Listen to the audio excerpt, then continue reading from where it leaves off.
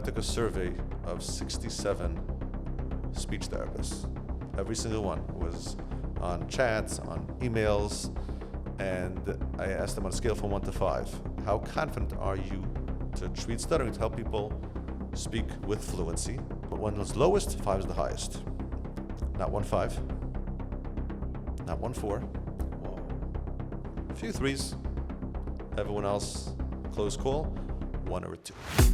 Hey guys, and welcome back to the Second Opinion Podcast powered by Rite Care. I am your host, Jesse Ben-Shushan. Today's guest is Yanky Kaufman, founder of, here we go, Smooth Speech Solutions. It took me a while to memorize that because Yanky has helped more than 1,000 people overcome stuttering, stammering, and speech issues with great success, allowing them to speak with great confidence. He provides guidance that can transform the way a person communicates. Yanky sits with us today to discuss his success in helping these people, what is out there, and I think what more importantly is not out there by way of help. Thank you, Yanky, for joining us. I think you guys are gonna love this episode. When a child plays, he's not just playing. He's in his own little world. It's big, it's safe, it's where he feels brave. So why take him out of it and into a cold, crowded waiting room? With Rite Care, he stays right where he belongs, surrounded by the toys he loves in the comfort of home. Real care, real comfort at home.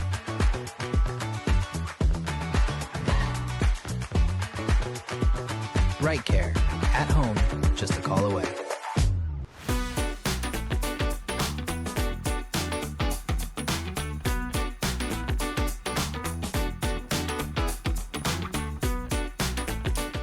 Welcome back. Thank you guys so much for joining us. Thank you, Yanky Kaufman, for being here. When they had called me about this one, I was very excited. A lot of personal past involved in this. Friends, family, personally, just so much involved in this topic. And I'm really excited to do this with you today. So tell us a little bit about what you do first. Yeah. What is this? Yeah, first of all, I agree 100%. I always felt that stuttering is not spoken about enough, pun intended. But my background in this is I had a stutter myself, so I come into this with a unique angle. I wish definitely in my days when I had a stutter that there was more education about it. That was actually part of the challenge. But just the stuttering itself, so I started stuttering when I knew, as far back as I can remember, when I started speaking, I had a stutter. And I guess I had the challenge even before I knew it was going to be a challenge. I started slowly recognizing that I speak different. And it's not just different. I can't say what I want to say. It's just not coming out. And then slowly but surely, there's different levels of stuttering. We'll call it slight, moderate, and heavy. Mine was moderate/heavy. And you get from the feedback from people, they get all different types of feedback. Some people, I guess I'll call it, you get the nice people, this sensitive, they just give you a regular face. And then you have the super nice people that try to help you and give you like a big smile, like, what you're saying now is fascinating. Wow, I'm just loving this. And then some people do a little bit of both, like nice, a little smile, then a big smile, and then like confused, like why isn't the big smile working? You're still stuttering, also, and they don't give you a steer, like what's going on? People don't know to expect it. Yeah. Baruch Hashem, but there's no, I don't know how to say this, there's no facial a feature, or there's no, nothing else about this person is leading you to believe that that's what's about to start happening when you have this conversation. They're this presentable, put together person that looks completely like you're about to have a regular conversation, and then all of a sudden, that happens, everyone's caught off guard. So it's a challenge from all angles, from inward and then outward, from what some people actually make comments, but just from the facial expressions, it says it all, that this is not regular. And again, between everything together, it just makes it a very unique challenge. Now, just the fact that this challenge is about speech, right? It has a role of, it's front and center of a person's life. And if somebody, we know there's 4 levels in the world, and the highest one is an Adam. What's an Adam is a Medaber. Wow. So a person is lacking that ability to speak. So then people who stutter express this, that I don't feel so much of an Adam. That's coming from the people who stutter. Stuttering is very unique in that it's chronic and pervasive. It's constant. I personally had a stutter till I was age 26. That's pretty much all day, every day till age 26. We're talking about It's your millions. entire development. That's your entire development. Yeah. Wow. So we're talking about millions and millions of times stuttering. And it's pervasive because it's speech, like I said, is front and center of a person's life. And it's not only, see, there's a big cover up when it comes to stuttering. We didn't get to the diagnostics of stuttering, we'll get to in a moment. Yeah. But whatever they are, it's, we'll start with the diagnostics. I'll build up on that. There's 3 basic diagnostics of stuttering. Okay, so we got the most common one is the repetitions, right? So for illustrative purposes, it may sound something like this. My name is Yanky Kaufman. Then you have the hesitations, where they have like a block. Usually they know the word, but it's just not coming out, right? So it may sound something like, my name is Yanky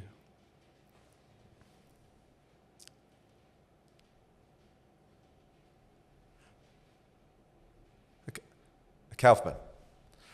Or it may sound something, or you have the third type is the prolongations, where like they stretch, unnatural stretch. My name is Yanky Kaufman, or Yanky Kaufman. Okay? Now you could have all the above also, a little sprinkle of everything. My name is Yanky.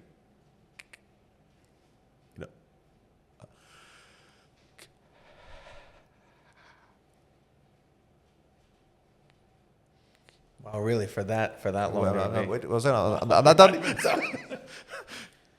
I'm trying to really. Yeah. This was. I'm not exaggerating. This Wow. is not even from the people I've seen. This is not even. This is like from the lower end. I'm just projecting myself. So you got the point. Yeah. Kaufman at the end, right? So, somewhere along the line.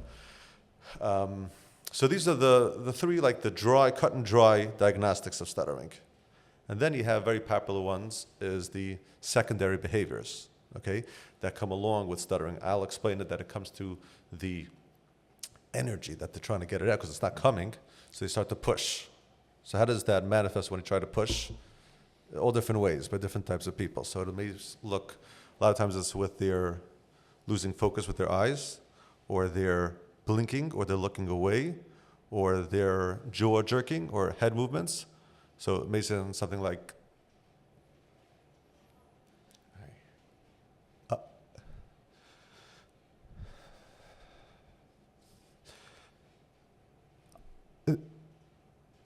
so then I'm not going to go through it, but you could have entire bodily movements, okay? And then you have the circumlocutions, where they try to maneuver around the difficult words. So let's say Yanky could be sometimes hard to say. So I could say, sometimes my name is Yanky and sometimes my name is Yaakov, So that was, I didn't really like to move around. I like to say say what you mean and mean what you say. Right. But I have friends who told me, clients said that they used to say sometimes their name is Maishi, and sometimes their name, like if they're at a chasana and they don't want to deal with this energy and this frustration of stuttering, sometimes their name is Maishi, and sometimes their name is, Yosef, because that was easy for them to say, and who cares anyway? So my brother, is something I wanted to ask you about. I've heard from a few stutterers, their name specifically is like the trigger, is the stuttering. And when you think about it, like you said before, millions of times stuttering, right? If someone started still at 26, clearly, or something, right? It's gonna be millions of times stuttering. But then if you imagine that, like, there's also no safe word. Your own name, except for is safe. Is the safe word. Singing, interestingly enough. So we could talk. This could be a whole podcast just about names. Right. And you said some interesting stories. I could go on and on about interesting stories about names. But yeah, like it's your personal thing. I used to always wish that, So why is it that the name is hard? Because I know that you know that I know my name. So just say it. But it may not be so simple. So then it gets, all right, then it's going to come along with the whole package of, wait, why can't you say your name? What's going on? Your name, you know your name, right? You look like you know your name. And I sometimes wish that people would just ask me, why is that always the first question? Like, just ask me what's my favorite color? I usually then got stuck on blue. Well, people. What do you like to be called, Batman? Like, you can say anything then. It's fine. You know what? You can call me whatever you want as long as I don't have to say it. But I asked, do we have these like skills groups, for people in my program where they come together after they learn the skills to do their nevers. So this is extracurricular. They're nevers. The things they promise themselves that they'll never do. Okay. David for the Ahmed, introduce themselves. I remember when I stopped stuttering, that was a new part of my vocabulary. What's your name? I never said that. Never. People had to introduce themselves to me, but I'm not going to go out of my way to introduce myself. I had a lot of friends, but I'm not going to say Shalom Aleichem, what's your name? So like these types of things, or like. And at 26 to have that open up, that's a whole different world of. I mean, you weren't 11, you know what I mean? Like, an 11-year-old, no one cares who you are anyway. It's not like the amount of times that had to be avoided before that must have been just. And I can't even imagine. And there was none of these types of podcasts. There were no podcasts anyway that time, but certainly no education about it. There was no one else to speak to about it, but that was part of the challenge. But as far as names, so we had in the skills groups, everyone's saying their name. That's one of the hardest things for them. So I tell them, keep saying it until you feel confident about it. Now, there are all over the world these support groups, but you still come out stuttering. It's not the goal about fluency. It's about here you feel you're with a bunch of other people. You're not necessarily getting more fluent. Right. Here, the goal is we're going to get more fluent. And happens to be, as an aside, there's no greater support than being just in the goal of having support. There's no greater support than being in a group of people together who are all growing and understanding each other and nobody else. But as far as the names, so we would have, Moshe say Moshe is the hardest for them, and then Yechiel saying Yechiel is the hardest name for them, and they were like arguing with each other. No, I wish Yechiel would say to Moshe, I wish mine was. Moshe is like just with the lips, and Moshe would say no, the mem is like the whole mouth, and Yechiel just goes. So they're arguing what's the hardest name. I happen to think somebody convinced me that his name Hanania was the hardest name, because he was at somebody's house for Shabbos, and of course they always have these round tables, which most people who stutter, they like walk away. I used to do that. Walk away just right when they're almost up to my turn, sneak out to the bathroom, just lock the door and whatever, I'm done when they're past my name. So this is just one example of how it overtakes our life, because I'll do things if I have to, but if I don't have to, then why do it? So Hanania said when they were doing the round table, they said, what's your name? And they're in the middle of soup, and he goes,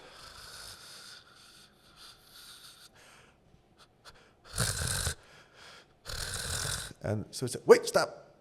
Is everything okay? Looks like he's choking. Oh my gosh. And till a while, I was like, no, I'm just, the soup is delicious. I stutter, and Hanani is hard for me to say. So that's the worst. That is, okay. Let's move to so that we can understand it. Where does it come? What is stuttering?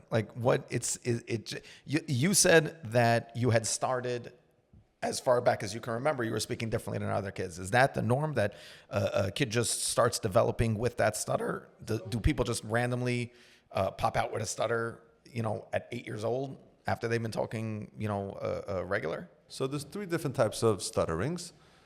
There's the developmental stuttering. That's usually at a younger age when they're developing their speech. There's a lot going on, their language, their speech, their social aspects, their filtering, and all that is happening spontaneous and rapidly, and it's all coming together, so that things can trip up. Then you have neurogenic stuttering, more with something happened in the brain, sometimes from medication, sometimes after a stroke. Okay, that's the least common. Then you have psychogenic stuttering, where usually from an emotional place. So now, usually, most people, I would say, start at a younger age, but even in that, there's all different levels. Some people 2, 3, 4, 5, but then 8, 9, 10 also. Wow. And then I've had clients that call me when they were 50, 60, and 70. Now, sometimes when I hear their story, every client I have an intake, I get into it, what happened that this came out, and then you have, that's not in the textbooks. Just, I have a lot of experience seeing people who stutter because I've seen well over 1,000 people who stutter. I stopped counting a little while ago after 10 years. And there's a lot more people that I don't see because I don't recommend every guy to come. You have to be serious, you have to be motivated. It's an easy program, but it's not, I always tell people, program, yeah. It's not a pill, it's a skill. Right. Now, it's as easy as it's going to get, and it's going to be as effective as it's going to get. But it's not just come and I'm going to snap my fingers. Right. So the point is that, but even these people have an intake, and I ask them, when did they start? So I have so much experience in hearing where these people started stuttering from. So somebody called me up recently and said he started stuttering. You're not going to find this in the textbook. I read the latest books on stuttering, but that's not really my education. My education is not from reading the books. That's what everyone does. Recently, I was going to teach the fluency class in college. I saw the professor's notes, so I know what's going on, but my education is really from having a stutter, from going for therapy, and now from helping well over 1,000 people. And each person, I'm not a bus stop, each person who comes has a whole passion for himself. Right. So a guy called me up and said, I started stuttering because I made fun of somebody who stutters. That doesn't fit any of these three. He said, did you ever see this? Now, of course, who do you think he came to before he came to me? 3 top psychologists. Of course, the ones in Manhattan, and et cetera, right? Nobody was able to help him. I said, yeah, I've seen this already 2 other times. Really? 3 people, they made fun of somebody else, and they started stuttering. So if there's one thing you're going to get from this podcast is, Don't make fun of a stutter. don't mess. Keep going. I don't know. I didn't even know what to ask on that. Like, what happened over there that would trigger them to stutter? So a lot of times people are not even aware of what's going on. Let's say, for example, people say, the first time I heard this, I thought it was really strange. I thought there was got to be more to it. A mother called me up, her child, after they started potty training, the child started stuttering. Okay, well, within a few months, I heard a few other of that same type of story.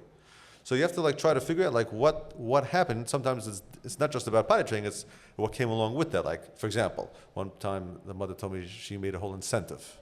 And the child thought they're going to get it, the incentive, because they were successful, but then not successful. They're going to lose their prize, and they got insecure inside. So then it manifested in their speech. So that's just one example where you have to go speak to someone who really understands stuttering. I remember I spoke to a big researcher, of course I'm not going to say any names, but a very big person in the field who I've spoken to almost all of them. They don't necessarily know who I am, but I've asked them questions. I want to hear what's out there and what people are doing. So when I tell them that I stuttered until I was 26, they usually are very forthcoming. Until I tell them that, I have a new way, then it always the same thing. Always the same response then. Oh, you know what? I wish we could speak more. I have another client in 2 minutes. Right, yeah. But anyways, I wish that people would be more open, especially to someone who had a stutter. Yeah. And is helping a lot of people. But anyway, so I spoke to this big researcher, and she said, I was asking her, if you're saying that stuttering is all about, something in the brain. So I said, but this common denominator is of when people stutter. Right. That sounds very random. So why don't we get to what's the main parts?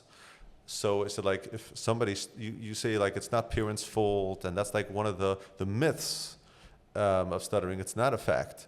So even their myths and facts, I feel like a lot of times, even their myths and facts, I feel like, you would think you go to professional, now they're the ones who are going to say what's a myth and what's a fact. So I started talking about this point about what's a fact. That's, parents don't play a role in their child if their child would stutter. And she says, yeah, well, when people start from a psychological place, it's different. I've heard this term very often when I speak to big professionals. Well, that's different. I'll ask questions, even what they know about stuttering, people did stop stuttering. So I say, what do you say about that? Even you say, the research shows most younger children will stop stuttering. So I say, well, that's different. Why is that different? You can't tell the difference. Right. You're just making a new terminology. That's not scientific. You just can't explain it. So I'll ask her, but people do stutter after a psychological reason. She says, yeah, but it's different. I said, really? Why is it different? Well, it sounds, you could tell from the way they stutter, it's a much heavier stutter. I've seen hundreds of people who started stuttering after some type of emotional trauma, psychological reasons. And I said, well, how many people have you seen that are like this? She said, I've seen 2. And this is somebody who's in the business for like 20, 30 years. Big organizations. I'm like, Wow. only 2? A lot of times they don't always get into it. You come and they talk about it. But I'm like, I've seen all different types. That's not true. The more people you see, the more people you actually know what's behind the story. So let's say, Khalila, somebody, their kid has, whatever age, someone has a stutter in the family. What's their first move? They go to a general practitioner, they go to a therapist, they go to a psychologist, they go to a speech pathologist. I don't know. What's their first stage over there? So there's all different types of what parents do. Usually, I think the first stop is the physician. The physicians don't really know anything about stuttering, right? But they'll say, usually the party line answer is, if it's less than 6 months, don't worry about it. If it's more than 6 months, they'll usually say, okay, you should do something about it. They don't say what to do about it, but you should do something. People assume we go to speech therapist, right? Because it's speech. The question is, people are confident that the speech therapist can help them. It's important to speak to the speech therapist themselves. Are they confident to help people who stutter? Right. You want to have confidence in somebody that's confident themselves. So I took a survey of 67 speech therapists. Every single one was on chats, on emails, and I asked them on a scale from 1 to 5, how confident are you to treat stuttering, to help people speak with fluency when you became a licensed speech therapist? You got your training, you got your supervision. When it was lowest, 5 is the highest. Not 1.5, not 1.4. Whoa. A few 3s. Everyone else, close call, 1 or a 2. This is from the people who invested a lot, smart people, they tried very hard. This is what they're saying. Now, the truth is, it was sent out to hundreds of speech therapists, but obviously you understand, not everyone answered. Yeah. But these are the people who did answer. Not even one. Not even one. Now, I don't blame them. I went for therapy for around 15 years. I went to basically anyone who I heard of. I'm not going to say details, but I went as high as, of what I heard, as high as you can go. All different types of certifications and pluses for their stuttering education. I would say it didn't help me for one word in real life. Nothing. Really? Stuttering is, here's the bottom line. On a practical end, they don't understand stuttering. They're scratching the surface. What's different about your approach that you're breaking 1,000 people that have been helped through this? Like, there has to be something drastically different about that. Before, there was nothing practical, nothing natural at all, anywhere. And therefore, nothing worked for me. Especially when it comes to speech. It's such a basic part of a person. That's the only way. We like things to be practical, right? But when it comes to speech, it's really the only way, the only realistic way. It's speech is spontaneous, speech is rapid. Dealing with stuttering, it's so much a part of it. It's chronic and pervasive. How are you going to go against that with all these complicated methods, unnatural, unclear, not clearly defined, and minimal success? So then why would I do that? It's too much. If it's going to work for someone, basically they're getting lucky. Interesting. So what changed was Hashem put a normal, natural method. That was the breakthrough. So it started with, I have a baseline now. I have something that actually works and is natural. And started with myself. So a little background is that I tried to help somebody else. I'm not going to go through the whole story now, but I tried to help somebody else who had a major stutter. He also went to any therapist he heard of in Eretz Yisrael. Nothing worked for him. He was at a rock bottom. Somebody knew him. Somebody knew me. I didn't even want to do it. How would I be able to help him? I was still suffering myself. Yeah. Even though I was happily married, learning in koila, I was even giving shir in the mirror, but it was a challenge for me, okay? Maybe not as much of a challenge before I had all these things, but it was still a challenge. And somebody knew him, somebody knew me, said maybe I can try to speak to him. Make a long story short, I met with him, I davened to Hashem that I should be able to help him. And from me trying to help him, Hashem put a natural, simple method in my mind. That's how it started. By natural, are these like exercises? Are these, So it's not mind games. It's not tricks. It's straightforward speech techniques.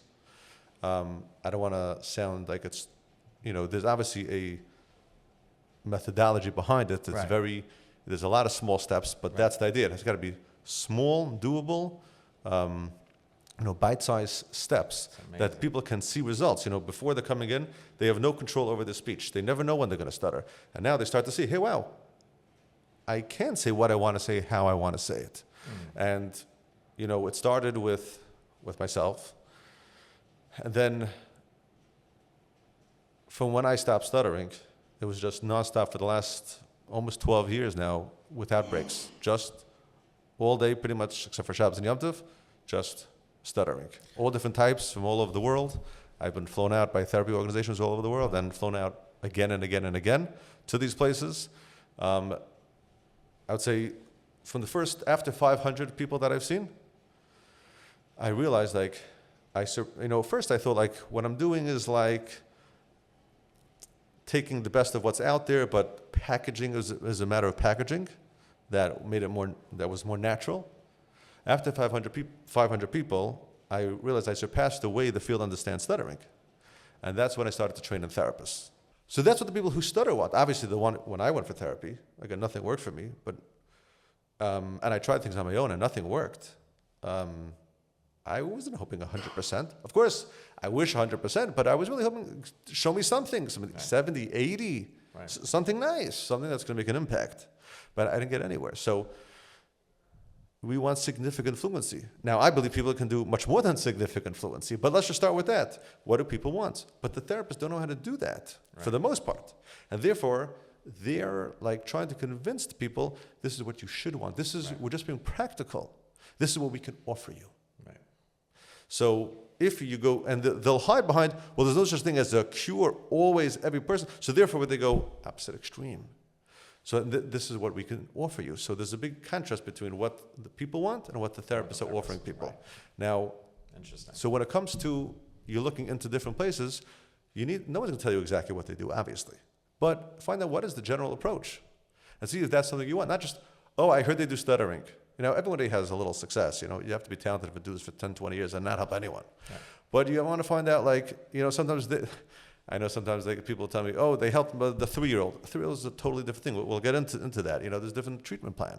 You want to find out. I believe like this. The more the person claims, they got to claim something, in this field, you got to claim. You can't just say, I do this, because like I said, from the survey, the educational field is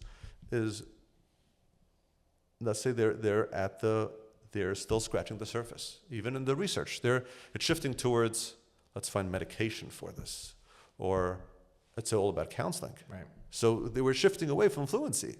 So because they don't really have a good handle on it, and understandably so, because it's very complicated. Right.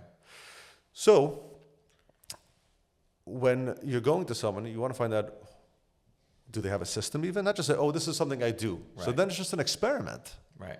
But these experiments in this field are not very successful. So you need a plan, first of all, right?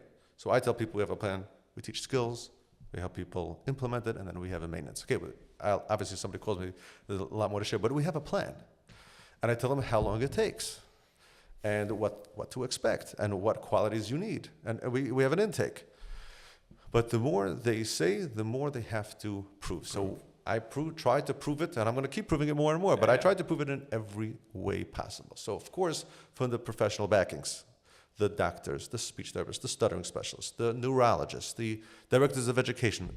Like we said, stuttering is very broad. Anybody who has connections to stuttering, I've spoken to these people.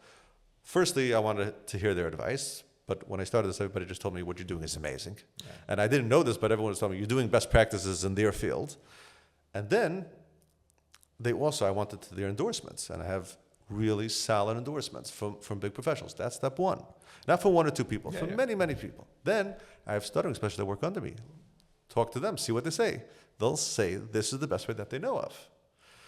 Then, references obviously is a big thing, but it's not just one or two references. You get the anecdotal success. Yeah, anyone can, But then recently I did a survey because I wanted to show people this is real, a success rate. People ask what's your success rate.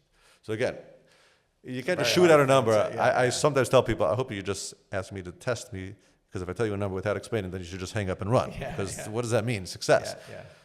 But I don't know if you have time right now, but I've broken down the most compelling questions of what's called real success.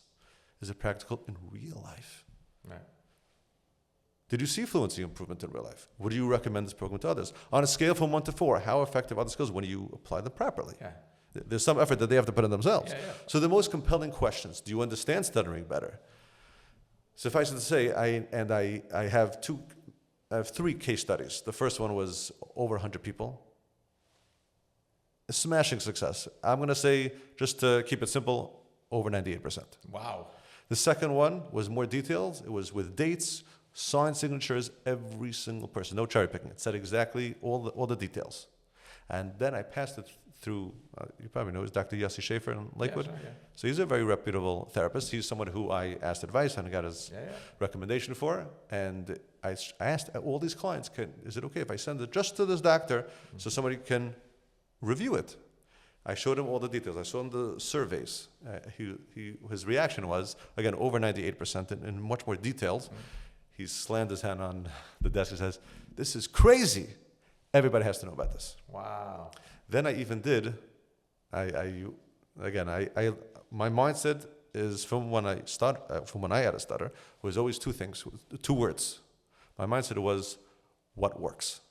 And so first I went through what stuttering is like, what didn't work, and then when I saw that this works, I kept going. So I tried one thing, to have a group of 4 people at once, and I had them all sign the paper. I'm 1 or 4, 2 or 4, 3 or 4, 4 or 4, and they all signed it was a longer session, it was like 4.5 hours. The end of the session, how did they feel? You know, they were schmoozing with each other, schmoozing on the phone. I had them go off. Right. And so these are the case studies I have. So this is, nobody has this. Nobody has this. And this is not like, 50, 60, 70, another method. This is a method that really works. And I'm going to keep proving it in every way that I can. I don't have $500,000 to do some research. And, if somebody wants to sponsor, then maybe I would. I'm open to it. But I did the most I can in a realistic way to show people that if you're stuttering, and I did all this because I know that people are burnt. Yes, people are burnt, but they have to know that there is a practical way. And if you haven't tried a practical way, and we haven't for you, that really works. Wow. Okay, Yanky Kaufman, ladies and gentlemen, smooth speech solution. See, just speaking rubbed for off that on you. amount of time, I was able to knock that out. I'm sure we're going to have you back again. We're out of time, but this sounds incredible, especially, the people that I know that have suffered through stuttering. Family members of mine, close friends of mine. Mo Murnick, he's a big stutterer. He was a famous stutterer. I don't know how you refer to it as. He wrote a book. Guys I went to school with. I mean, just so many people. And again, like I said before, such an underappreciated trial and such an underappreciated struggle that, specifically kids, but adults have that, like you said, and I like the way you termed it better than the way I termed it, that fluency is not a luxury. It's something that people desperately need, or they will feel less than subpar, less than human, less than able to take up space, than able to be seen, able to be present. So thank you so much for everything that you do. And I'm really hoping this gets out to a lot of people, able to spread this word. Again, we're going to have you back to hear more. But B'ezrat Hashem, this should be able to have us start off at a good launching pad for this. Thank you. And spread the word. That's pun intended over there. I just want to say one more thing about, you said the names are hardest to say. Yeah, is it okay? Can I say one last story about the name? Yeah. So I was speaking with Dr. Pelkovitz about how to do research. This is not his field, but when I was speaking to him about it, he doesn't know what I do. But I was speaking to him, how do I get research on this? He's like, at the end of our conversation, I met him at the Aguda convention. He said, Yanky, I'm ready to invest with you. I know you're going to be very successful. This was years ago. I said, Dr. Pelkovitz, but you don't know what I do. Why would you invest with me? I don't have any investors. I don't need investors. I think success speaks for itself. Yeah. Pun intended. So I said, but how do you know? How do you know that this is really successful? He said, because I speak to a lot of people, and I see the people who are crazy, who are passionate, they're really successful. I said, Dr. Pelkovitz, we sat for 20 minutes. You diagnosed me, but you're a little bit off. I'm not crazy about this. I'm craziest about this. Right. I'll tell you how crazy I am. when I stuttered, so the first thing like we spoke about that came out was my name. I got stuck on my name. So you see right away before I even say my name that I'm dealing with a major challenge. I can't even say my name. So when you do that hundreds of times, start to make inroads in your mind, even if you're successful in other areas, like I'm the stuttering guy. And my name is Yanky Kaufman, because that's what precedes my name. Right, yeah. When I stop stuttering, I feel the same way. People ask me what's my name. I could say it fluently, but still in my head, and made an inroad of I'm the stuttering guy. I want to help people. Wow. And my name is Yanky Kaufman. That's great. I love that. Hazaku Baruch. That's beautiful. Hey guys, thanks for joining us today. Thanks for watching the episode. Here at Second Opinion, we're always trying to have you be the one who makes the second opinion. I hope today's episode allowed you the information and access to that information enough to be able to decide for yourself.